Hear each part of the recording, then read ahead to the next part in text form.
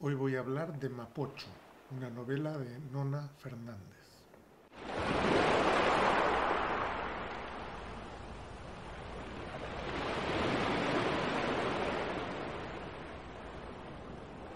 Aunque la editorial Minúscula ha editado hace poco, a finales del 19, esta novela, Mapocho, en realidad no se trata de una novedad, porque ya se publicó en Chile en el 2002. Es una de esas historias que saltan de lo íntimo a lo privado, de la historia de unos personajes a la historia de un país.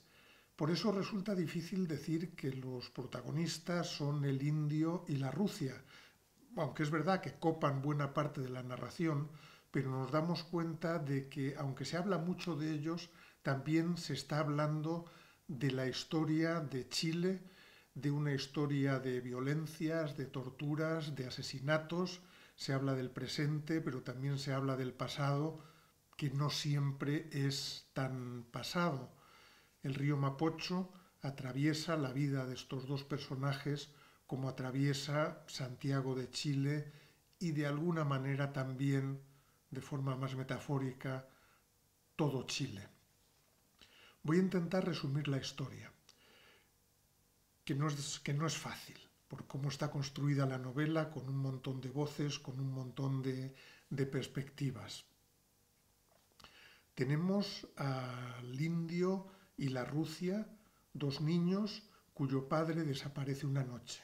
Se lo llevan unos desconocidos. Desde entonces, la madre está destrozada, está como loca, grita por las noches.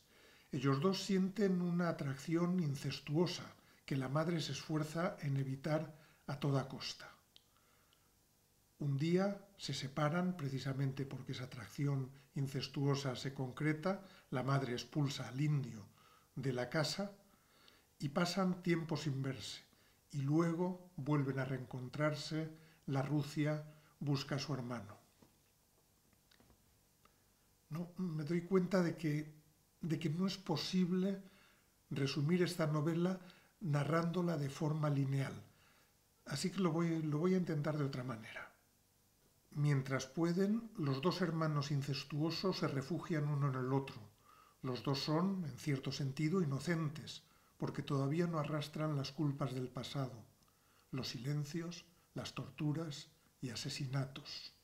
A menudo se dice en la novela que los muertos no están muertos, que sufren, pero en realidad quienes sufren son los vivos, porque les siguen afectando todas las violencias del pasado, desde la colonia, los indios decapitados y masacrados, los desaparecidos más tarde, los torturados, todos aquellos cuyos cadáveres fueron arrojados al Mapocho, que lleva la mierda y la violencia en sus aguas de toda la ciudad. Y los cadáveres vuelven a salir una y otra vez a la superficie, porque es verdad que en cierto sentido no han muerto del todo, porque no se ha reconocido sus muertes. Y la Rusia y el indio viven por eso rodeados de no muertos. Les afectan todas aquellas violencias y sobre todo ese silencio, porque no les cuentan la verdad. La madre calla o intenta callar todo el tiempo sobre el padre supuestamente desaparecido y muerto. El padre anda por ahí escribiendo una historia oficial en la que se elimina todo aquello que sea incómodo, todo aquello que no encaje con el relato que se quiere hacer de la gloriosa historia de Chile. Y la abuela tampoco les cuenta la verdad. La abuela intenta protegerlos, pero no les dice lo que ha sucedido. Y, y nada, no hay nadie a quien puedan recurrir. Las vírgenes y los santos son perfectamente inútiles. Y son incapaces de ofrecer refugio frente a toda la violencia contra disidentes, contra homosexuales y travestis, contra todo aquel que se oponga al curso dominante de la historia, no solo durante la dictadura de Pinochet, también antes, durante la del coronel Ibáñez y mucho antes, como digo, durante la colonia. La violencia y la mierda son un flujo que atraviesa la historia de Chile, como atraviesa Santiago el Mapocho, convertido en vertedero, en sumidero, en cementerio líquido. Y quizá por eso la narración a veces fluye como si fuese un sueño siniestro, en el que los chilenos son como zombis o supervivientes del incendio. Y por eso la narración a veces fluye como si fuese un sueño siniestro en el que los chilenos parecen zombis o los supervivientes de un incendio. Quizá del incendio de aquel estadio que los milicos quemaron con centenares de disidentes dentro, y los zombis caminan por la ciudad, rodean la vida de la Rusia y del indio y miran esa torre de cristal que se construyó sobre las cenizas del estadio, quizá para intentar borrarlas. Pero nada se puede borrar. La historia reemerge una y otra vez como lo hacen los cadáveres en la superficie del Mapocho. Y lo interesante es que a pesar de toda esa catástrofe, de toda esa desolación, lo que de verdad le importa a la madre de la Rusia y el indio es que no se mezclen, que no se junten, que no haya entre ellos una relación incestuosa. Y seguro que no es casual que él se llame el indio, que ella sea la Rusia, es decir, la rubia en Chile.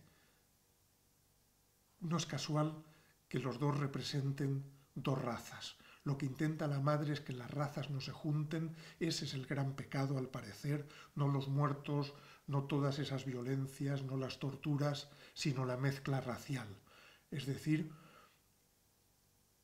que lo que se hace es sacar a la luz toda una tradición racista de siglos que parece proteger a los chilenos de todos aquellos miedos que son los que de verdad importan, pero que no se pueden expresar en ningún momento. Mapocho es una gran novela construida con diversas capas, con diversas voces, con diversas miradas. Y yo creo que ese es el logro también, porque es muy difícil, como intentaba yo al principio, intentar reconstruir una narración y sobre todo la historia de un país de forma puramente lineal.